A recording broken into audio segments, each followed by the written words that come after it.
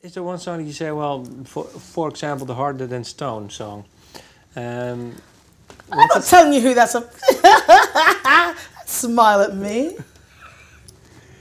Is it about someone you know?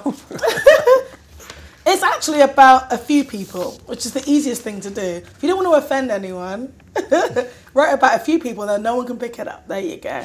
Okay, but the thing is, because when I listen to the song, it's... Because then no one can decide who it is. No, that's true. And they can fight out amongst each other, no, but it's amongst each other, and it's a song about... get the baby all out and a few bikinis, job done. You know? Okay, it's so that's the thing you do always. You just pick a few people and then you write. Not really. Okay. I'm not telling you the truth. Okay, so you're not... So the thing is, you really don't want to talk about the lyrics. That's not... Oh, I'm joking, of course. No, but could be. Yeah, no, sometimes people say... I do write about people.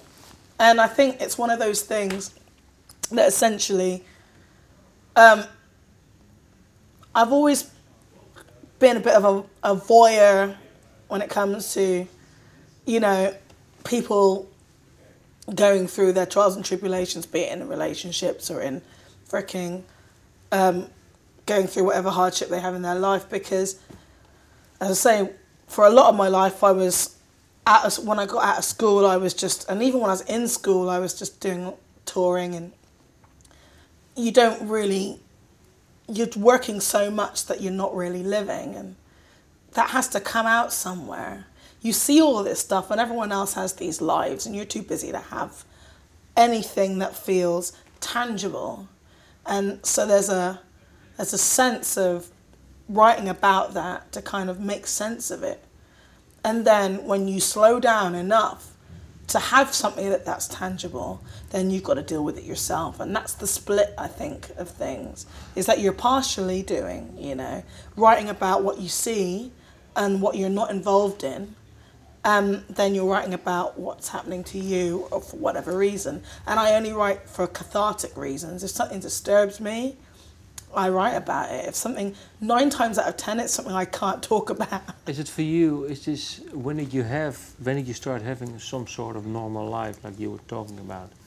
I think actually, starting the band up, the process was this slow, gradual thing. And so you have to kind of, it's like taking something to a nursery, you know, you've got to kind of nurture it, and you know, I had to kind of gradually slow down the other things I was doing to give it time, you know, to grow up and be ready, you know.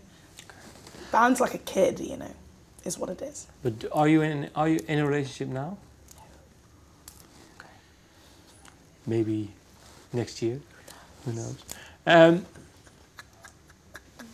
I have to stop it in a few minutes, but don't break my heart. Let me, well, come to the first subject. Go on, what? I don't know if you want to talk about it. Is there a song about the relationship with your mom on the album? Or am I too personal now? You might be. I think so. And I think for good reason I will decline. You will decline. Thank you. You're a gem and you have a killer smile. Okay. Then last question. Yeah, I read somewhere that it's hard for English people to really pinpoint your band. But you were really successful here in Holland. Yeah. At the Lowlands Festival. How did you experience this? Was it for you something out of? It's interesting. I was trying to figure out what's the difference between the English and the Dutch. What is? You tell me. I think that music is something in the lifeblood of the UK. That's just the way that it is. We've got such a history of great bands, and it's almost as though you become really complacent because there's everything all the time. You've always got loads of stuff. There are a million scenes, and so you must be able to have a scene that fits this band or that band. Then you think about like bands like the Stones or whatever. What would be their scene now? Would they be playing with metal bands? Are there loads of other bands like the Stones in the UK? Are there rock and roll, should we say? There's not loads of them. And the ones that started out as rock and roll, get kind of pushed into pop or pushed into metal, but into scenes that exist. And I think that's what it is that there's less diversity in certain parts of music and more diversity in other parts of the music. If you do dance music, you've got so many subgenres, you know, you're almost free to do as you please and give it a new name. So whereas if you're doing something that already has a genre or a couple of genres that in another country is, you know, well known as country soul is something that's been going on for a gazillion years. Ray Charles did it. It's no big deal. You're not original, you're not big, and you ain't clever. Sorry. But in the UK, it's like, it's still something that you're having to explain.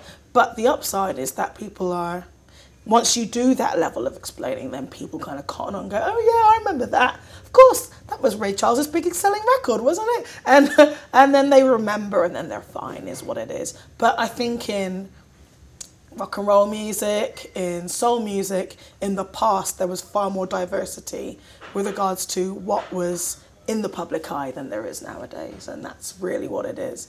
It's just reminding people of that and they go, oh yeah. Oh, and then it's over and then we're all good. So Holland lacking some sort of really music history is good for you maybe then? Maybe that's what it is. I don't know. I have no idea. I think it might have something more to do with just open-mindedness. I don't see anyone desperately trying to box me. Not to the extent. Everyone's trying to understand what it is. But, you know, there's not this kind of you're not allowed. No one has told me you're a black woman, you should be singing R&B. I haven't heard that once. And there's a lot to be said for that. So congratulations, guys. You're awesome. Okay.